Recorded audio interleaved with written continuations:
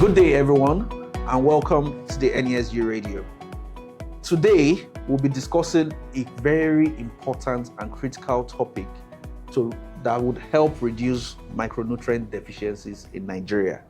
And the topic of discussion is workforce nutrition in action, the potential within the rice and maize industries in Nigeria. My name is Sheriff Aderibigbe, and I am a communications and advocacy specialist with the Nigerian Economic Summit Group.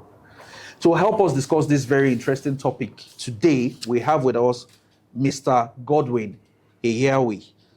Mr. Godwin is an astute professional that has years of experience in rural and international development, food security, and livelihood programming, with comprehensive education and training, in agricultural economics, which is basic core.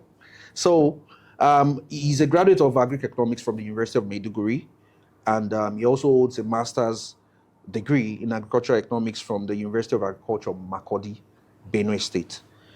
Mr. Godwin presently works as the Senior Project Manager, Supply Chains for Commercialization with the Global Alliance for Improved Nutrition. You're welcome, Mr. Godwin. Thank you very much, Sheriff. All right. Yeah. So, as we said earlier, we'll be discussing workforce nutrition in action, the potential for biofortified rice and maize industries in Nigeria. As we know, food fortification is essential. It's a critical part of helping to reduce malnutrition deficiencies, in Nigeria and the world at large. There are various studies that have proven that, food fortification can really help in reducing malnutrition. So let's start from the angle of the workforce. How can a well-nourished workforce, productivity, in terms of productivity and efficiency of the workforce within the rice and maize production industry in Nigeria, how does it affect a workforce, the workforce of any organization? All right, thank you very much, Mr. Sheriff. I will want to say it's good we define what is workforce nutrition. Of course, like the name implies, workforce, then there's a nutrition attached to it. So what we're referring to is just straightforward. The nutritional status of the workforce, people who work in a workplace. So what is their nutritional status? So workforce nutrition entails all those parameters around the nutrition of workers in their place of work. So for Nigeria, this is relatively new, but this is not new elsewhere. And so we have different pillars of workforce nutrition. So for workers in particular, we talk about nutrition education, and then healthy food at work, and also breastfeeding support for women who are lactating. And then we also talk about, I mentioned nutrition education, we also talk about health checks. So those kind of parameters that speaks to your blood pressure, your BMI, all those things are very, very important. So for a healthy workforce, or a workforce that has all these things in place, of course, it's going to be profitable to the employer. So what this means is that if you have workforce nutrition strategy enforced in your organization, as a company or as an organization, you're bound to have some gains. What are those gains? First and foremost, your workers will be excited to come to work because they know, for example, when they come to work, today we might get some, food to eat, healthy food to eat, or you find out that also when workers come to work daily, when they're excited to come to work, it improves their productivity. And when it improves their productivity, that is also more income for you as an employer of labor. And then also, you find out that you have less truancy because they're excited to come to work. And then secondly, you also find out that they don't fall sick easily. Now, when you have an establishment or an organization where people come to you every day and say, Mr. A has gone to the hospital, he's not coming today because he's not feeling well, that place will be left vacant. You start looking for alternative persons to cover up those spaces, and that will affect your productivity for that day. So it is very important that we enforce workforce nutrition strategies in our place of work, because this has a lot of benefits. All right, thank you very much for that wonderful response. When people hear of workforce nutrition, I think a whole lot of people, the first thing that comes to their mind is getting food. Like the organization you work for providing food. I'm glad that you also mentioned, the nutrition-focused health checks and the other pillars that make Yeah. up workforce nutrition. Now, we are still speaking in the same vein, a lot of people see workforce nutrition as something that corporate organizations, basically, adopt. Yeah. And if we want to bring it down now to people that are in, other territories, other sectors, we are talking about producers of agricultural products such as rice and maize.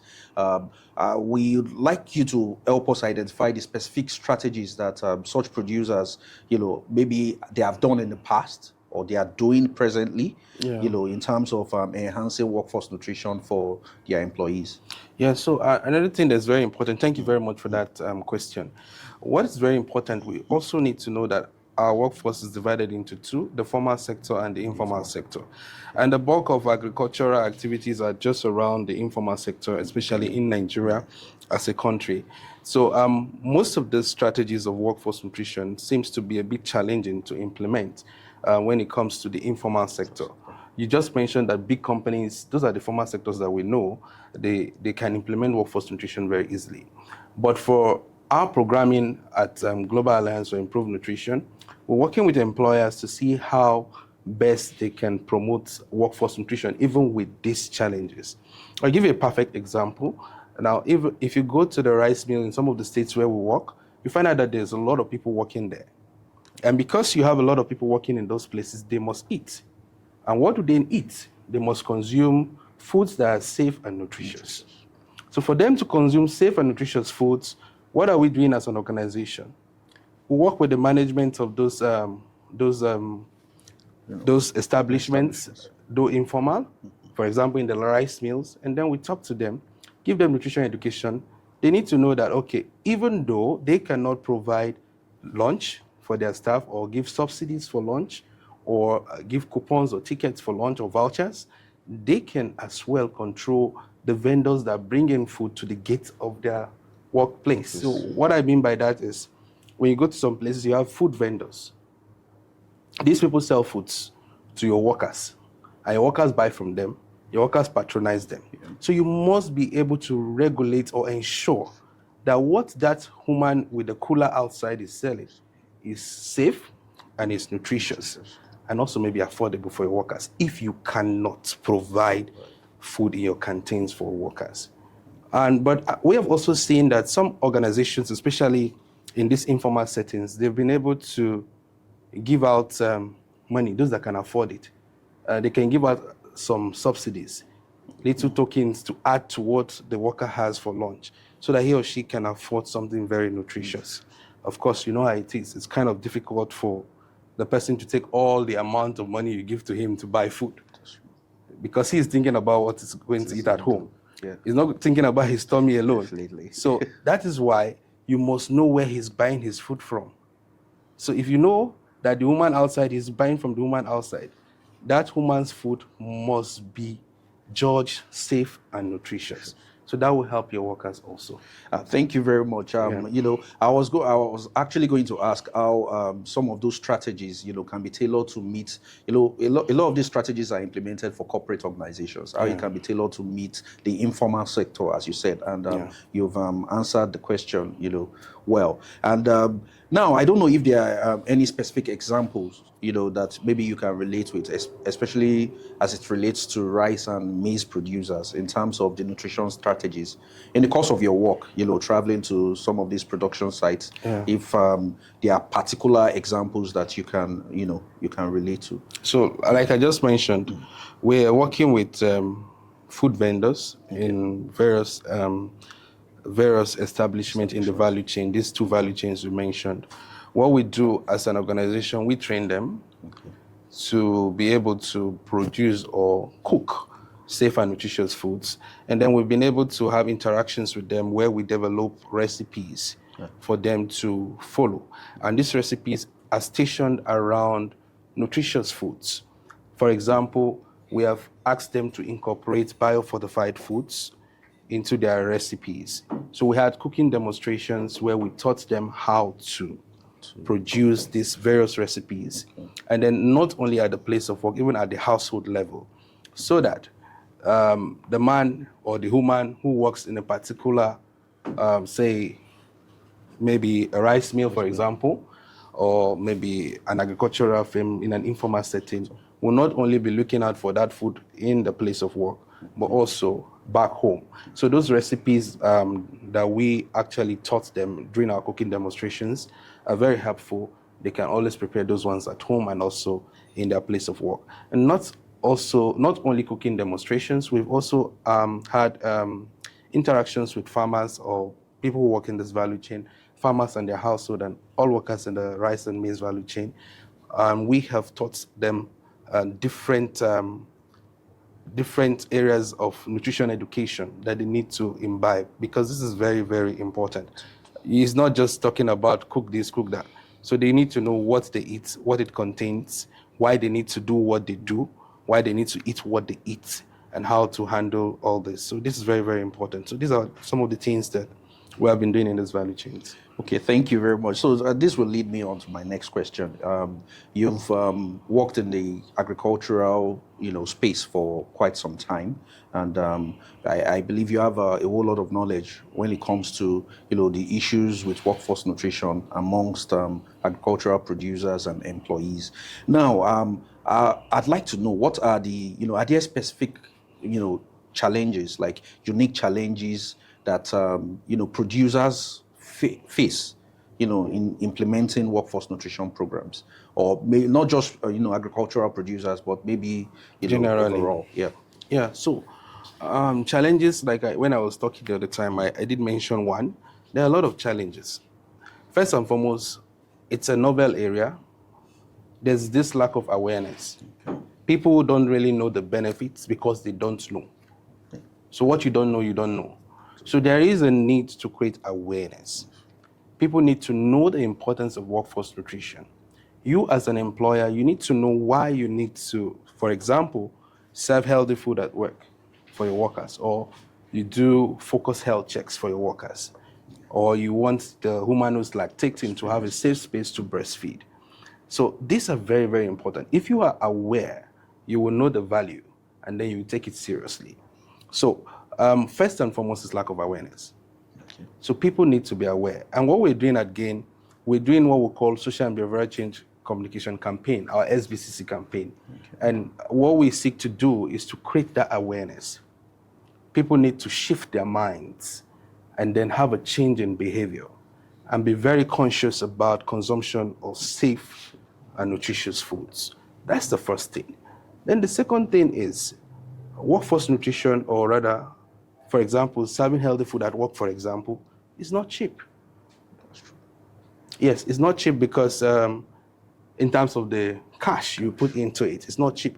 But in terms of the benefit, when you compare the benefit and the cash, you know that it's cheap.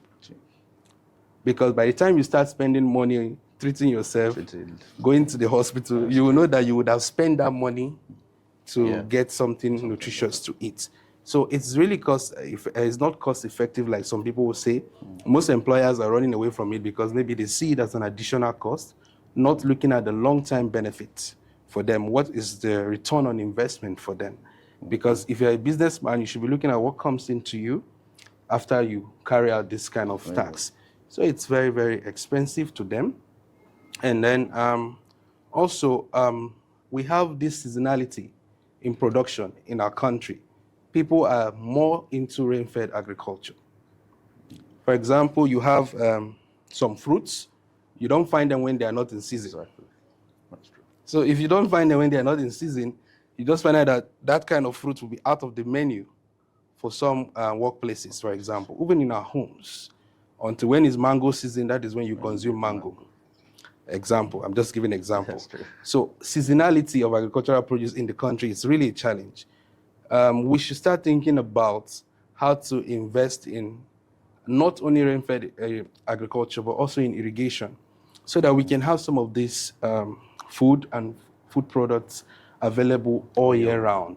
so that we don't need to wait till it's their season before we get them. And then we should also have diverse diets.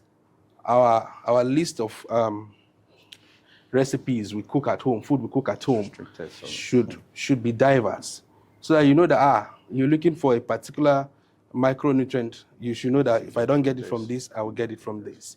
So that is very, very important. It's something we need to be very intentional about. Yeah. Okay, thank you very much. All these challenges you've mentioned, things that I hope we'll continue to work on, through partnership and collaboration to ensure that, we get solutions to some of these problems. But we're looking at it now, like specifically as it relates to rice and maize producers. Are there specific ways that they have overcome some of these challenges? You talked about irrigation. I, as a person, I don't know how much of irrigation farming we do in Nigeria. So I don't know if there are other specific ways where they can, solutions, or ways that they have overcome some of these challenges to make sure that, workforce nutrition, is, given to all employees. So, just so you know, like I mentioned initially, it's actually very novel. It's totally new. It's totally new. And most people who have worked in this space will tell you it's new. And so you might just go to maybe a rice mill, for example, and you mention workforce nutrition. They might be telling you, I don't really understand what you're talking about. So much work has been done, but not on the field. So how do they overcome these challenges? They don't even know that there is a challenge in the first place. So that is the reason why we have to create that awareness. That is really the need for awareness. Hence why, as an organization, we're investing heavily on creating awareness. This awareness will help people see the need to start preferring solutions to these challenges, because now they don't even know that there's a challenge. So that is a major problem. And the rice and maize value chain in the country is very robust. Very robust. We have the largest maize value chain in West Africa, and also rice. And then talking about having these food products available all year round, those two value chains, in terms of production, they're doing very well compared to others. But if you find out, you have irrigation, rain-fed rice, and the ones you do when it's not raining season. I'm just trying to use the words so that everybody understands what I'm saying. And also maize. You have maize in season and out of season because they also engage in irrigation. So it's a very robust value chain. But for now, most of them, or most of the actors or players, don't know that we have challenges. And if you don't know you have challenges, you can't prefer solutions. So that's where we are right now.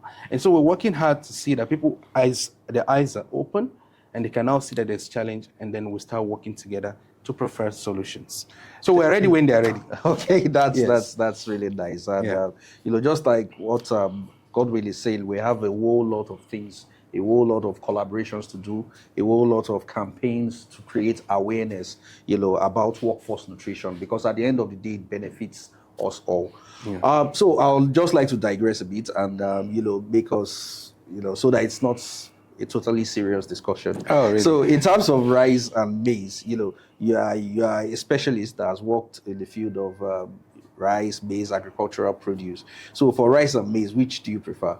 Oh. Or which do you consume more?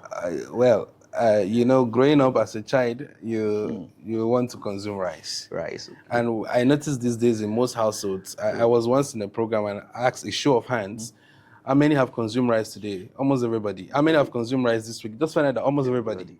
So I think Nigerians mostly like rice. Right. Because rice can be in the west, in the north, in the south, in the east, everywhere. Okay. So people eat a lot of rice. For me, rice is my favorite rice. Okay, so you've heard it from Godwin. He enjoys rice much more than maize. So that means he doesn't take serious in the morning. No, I do. All right. I do, but I prefer rice. All right. So now we are looking into specifics. Yes. Let's look at success stories. We know a lot of the times we talk about the problems, the challenges we face, but sometimes we fail to identify the successes that we've recorded no matter how small or minute those successes are. So we are looking at specific success stories and significant improvements that, you have observed in the course of your work in terms of workforce nutrition programs that have been implemented within the Nigerian rice and maize industries. Okay, so for us as an organization, in our project, Strengthening Nutrition in Priority Staples, we actually working in 4 states in Nigeria. We're implementing workforce nutrition in 3 of the states. And those states are Kaduna, Benue, and Nasarawa, not Kano, please. Sorry about that. So in these 3 states, we've been able to do certain activities such as cooking demonstration, nutrition education. What we see right now is people are now deliberate to consume safe and nutritious foods. They make it intentional. It's not something that they need to think about anymore. And then we have succeeded in also promoting the consumption of biofortified staples, in particular vitamin A enriched maize, vitamin A enriched cassava, and then orange flesh sweet potato, the one that is enriched with beta carotene. So we're working to see how the supply of this food product I just talked about will be everywhere so that people can easily access them. So we're working to promote access in all we do so that when it's readily available in the communities, they can easily access them. Right now, I go to some houses in this state and I see the orange flesh sweet potato in the home gardens. This leads me to what we're doing currently. We're having our home garden initiative where the households are encouraged to cultivate vegetables and also orange flesh sweet potato in their homes within a small landmass or size so that they can be able to manage it. So it means that vegetables will be readily available in the home. Nutritious foods like OFSP will be readily available in the home. And like I said, within the 1 to 2 years we've been working in this space, we've noticed remarkable changes. Sorry, Mr. Godwin, sorry to cut you short, but you specifically mentioned orange-fleshed sweet potatoes. Yeah. So for the benefit of our audience, the layman on the street, you talked about the benefits inherent in, the OFSP, that's the orange-fleshed sweet potatoes. So how can a layman on the street identify this potato and differentiate it from the regular one? Okay, so it's actually orange in color, and that's why we call it orange-fleshed. Okay. And the reason why it's orange in color is because of what it contains, which is the beta carotene, hence why it's not as white as the others. It is orange, it is not purple. Okay. We have different varieties of sweet potatoes. This one is orange. And it's something we're working on to see that it's readily available everywhere. But right now, the awareness is increasing. Farmers are beginning to cultivate it. More persons are going into production of orange flesh sweet potato. And then we see a lot of recipes coming out from orange flesh sweet potato when processed. Okay. And then these days, when you go to most of the superstores, big stores, you find 1 or 2 products from orange flesh sweet potato still there. There are so many things you can make from orange flesh sweet potato. You can make bread. You can make juice. You can make crepes. You can make flour. You can make a whole lot. And even the leaves is very, very nutritious. You can use the leaf for soup. In some states, they do that. And they use the leaf to prepare soup. And it's highly nutritious. So these are what we are promoting. But what about for maize? Do we also have, certain maize products that contain a lot of micronutrients that, are readily available? Just like, as you said, the orange flesh sweet potato is much more nutritious than the regular potatoes. So. Yeah, so we have the vitamin A enriched maize. Some people call it provitamin A maize. Okay. So the maize has got beta carotene in it, and so it's more nutritious in terms of macronutrients than the others. So it's just like, I don't know how to put it. It's almost like orange, like yellow in color, but it's deep orange in color. Okay. And so it's almost everywhere. It's more available than the orange flesh sweet potato now, especially in the northern part of the country where people consume a whole lot of it. And we're working currently with about 6,000 farmers to produce this in Kaduna State alone. So currently, this is their second cycle, the second year of being part of our project. And they are producing this vitamin A enriched maize year in, year out, and we hope that it will go everywhere and people will begin to see the need to consume vitamin A maize instead of the what we call the analog maize, the normal maize, Okay, sir. Yes. All right. Thank you very much, sir. So, you've really discussed the potentials that exist, in the industry, especially as it relates to workforce nutrition. In the course of our discussion, we've really talked about the orange flesh sweet potato and maize, and we are looking at biofortified rice too. I don't know if you can explain for the benefit of our audience what biofortified rice is, and Biofortified rice. Yeah. So for now, it's a research in process, and then it's not. I think the last time I heard from the researchers, they're hoping sometimes this year we'll start having maybe biofortified rice. But of course, there is fortified rice, which is different from biofortified rice. Okay. Yes, so that's knowledge that the experts who are researchers are working deeply on, and so it will soon be in public space. People will begin to get more information about this. All right. Thank you very much for your time. Yeah. And to our audience, I hope we've really learned a lot today from Mr. Godwin. He has talked about the whole benefits associated with having workforce nutrition, not just for the formal sector, but also for the informal sector. And he also highlighted a number of challenges that, farmers, producers, and regular people face, in the course of implementing workforce nutrition. Thank you for listening to today's conversations. We hope you have been able to learn a lot of things surrounding orange fleshed sweet potatoes, and the maize that contains a whole lot of micronutrients for your consumption. To listen to more interesting conversations such as this, visit www.nesgroup.org/podcast. If you also want to learn more about workforce nutrition and food fortification, kindly visit www.nesgroup.org. We hope to see you next time. Thank you.